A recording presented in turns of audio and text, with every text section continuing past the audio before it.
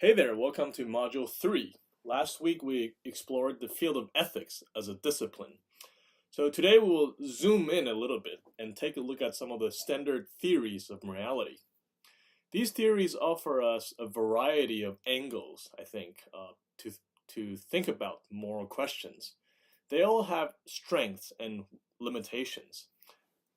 So I think their value lies in their ability to articulate or bring to the surface some of the moral values we might already have, but have never really thought about in a systematic way. So the reading assignments for this week offers very detailed discussions on how some of these theories might be applied to particular cases. But for the purpose of this lecture, however, I want to simply focus on the general contours of each of the theories. So hopefully I can help you get a better idea of what these theories are about. All right, let's get started. One variety of ethical theories is called deontology.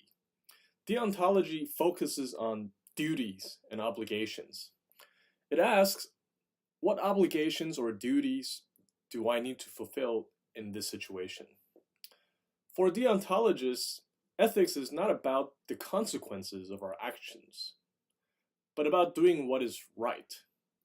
So some actions can be considered intrinsically wrong, even if it might contribute to the welfare or happiness of others.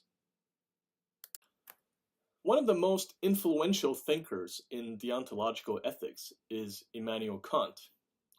For Kant, what makes an action ethical is not whether or not it accomplishes a particular goal, but whether or not the action is based on good principles. But how do we know what these ethical principles are? Well, this is where things get a little interesting for Kant. For him, what rational people consider to be the most important thing in the world is not what they can achieve, but their rational nature itself. Now think about it. When you decide to go get an ice cream or go see a movie, what is it that you consider the most valuable thing in these scenarios? You might say that, of course, well, it is the ice cream or the movie that is important. Otherwise, we wouldn't go about try to pursue these things, right? But Kant would argue that actually there is something missing in our argument. He would observe that it is really you who decided to get an ice cream. It is really you who decided that you like movies. So when you pursue these things and these activities, what you take most seriously is really your own freedom to set these ends for yourself. So in all human practical activities, human beings necessarily, for Kant, we necessarily consider our own rational nature to be the most important thing in the world. This has important ethical implications, of course.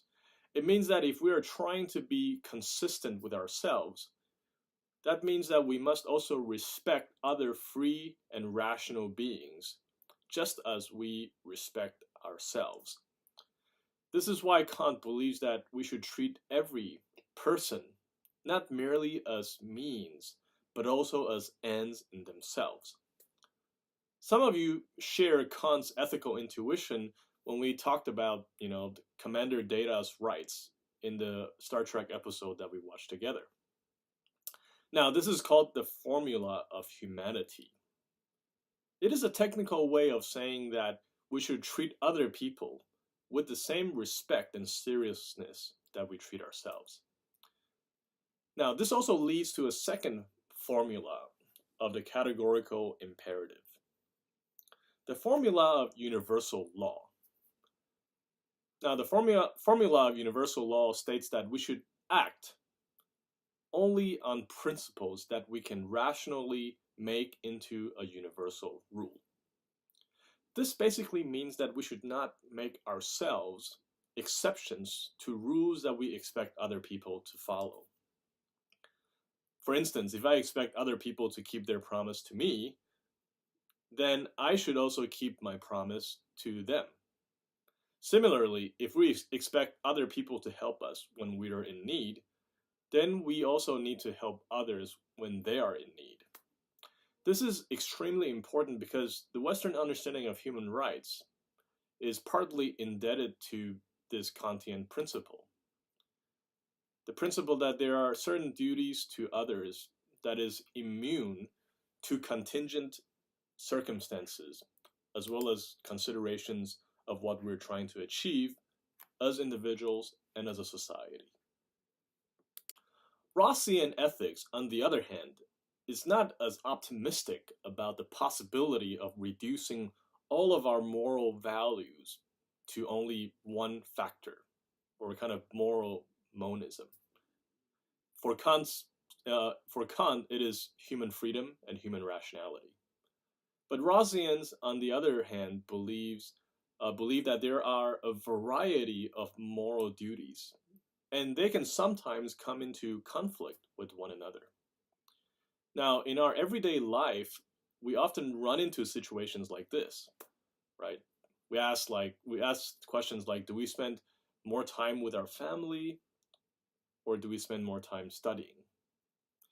If you are a parent, you might ask if you should prioritize your career goals, or should you prioritize parenting, or the responsibilities of being a parent.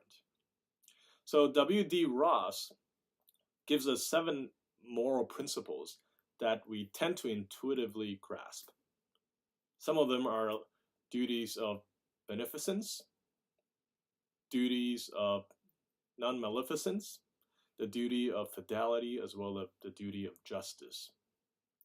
Rossians believe that moral principles can only lead to action if we use our practical wisdom or practical rationality to carefully balance the variety of duties that we confront in every situation. A Christian variety of deontology is famously called the natural law tradition, which is a very prominent tradition of moral reflection in Catholicism. The right thing to do, according to the natural lawyers, is that which enables us as human beings to flourish with one another in community. Natural lawyers believe that there is a divine purpose in everything that human reason can grasp.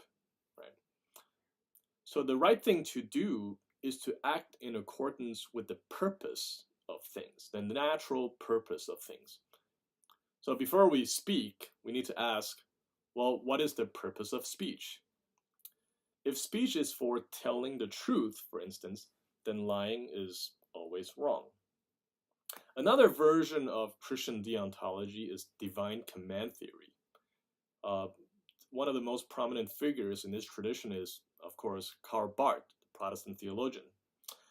As a Protestant, he's not as optimistic as the natural lawyers that our human reason has the ability to understand the true order or nature of things. He believes that nature itself is disordered and fallen, so that the only way to live a faithful life is by trying to discern the will of God in every particular situation. So Barth is very suspicious of general rules because rules can end up binding God to pre-established ethical frameworks. What if, God desires for us to break the rules? One of Barth's students, Dietrich Bonhoeffer, was famous for being involved in a plot to assassinate Adolf Hitler, even though he was a pacifist. For Barth, Christians should leave room for God's freedom to call us to do extraordinary things in very special situations. So ethics is about the interplay of reading the Bible, prayerful discernment, as well as community reflection. Another variety of ethics is called consequentialism, since it measures the morality of an act by the results or consequences it produces. Consequentialists then want to ask what sort of consequences or results what my actions bring about. One form of consequentialism is famously called utilitarianism. In traditional utilitarianism, as proposed by Jeremy Bentham and John Stuart Mill, ethics is really about the maximization of happiness. Their understanding of happiness, though, is very interesting. It is the feeling of pleasure, and ethics is about maximizing the feeling of pleasure and the minimization of pain and suffering. Pain and pleasure for utilitarians are really the only objective thing we can determine in ethics, because we can actually objectively measure and scientifically determine what is the correct course of action. So it is very attractive to modern people, this approach. For utilitarians, a good action is one that maximizes the happiness of everyone while reducing the possibility of pain and suffering. So one key thing about utilitarianism is that it does not make distinctions between the self and others. Everyone, according to utilitarianism, must be taken into account because our rational faculties cannot justify why we should prefer our own personal happiness over that of others. So a lot of people consider utilitarianism to be extremely morally demanding as an ethical approach. Utilitarians also say that no action, such as lying, is intrinsically wrong, insofar as it can bring about general happiness. Now, some utilitarians, called rule utilitarians, might agree that some moral rules, such as not lying, are worth following, precisely because, in general, following these rules produces good consequences for a society. Virtue ethics, on the other hand, sees moral decisions as flowing out of the kind of person we are. The word virtue names a trait or character of excellence possessed by a person. For instance, a good violinist has the virtues or habits and character traits of an excellent musician, right? He might have, for instance, good artistic sensibility, patience in rehearsals, technical expertise, and good postures. But when it comes to ethics, we're talking about traits or characteristics that make a person a good person. We might know what we are required to do in each situation, but for virtue ethicists, unless we have the virtues, we might find it very difficult to actually perform these actions, right? Perform the right actions. For instance, if I lack courage, for instance, even if I know that I should sacrifice my life for my fellow soldiers or for an innocent civilian, I might find it very difficult to actually go through with the action. So knowing the right thing to do is simply not enough. We also need to acquire the virtues. Now, what are the virtues of a good person? Well, for the ancient philosopher Aristotle, a virtuous person is a balanced and well-rounded person. A virtue for him is something that is between two extremes. For example, on the one hand, a person who is courageous is neither reckless or cowardly, right?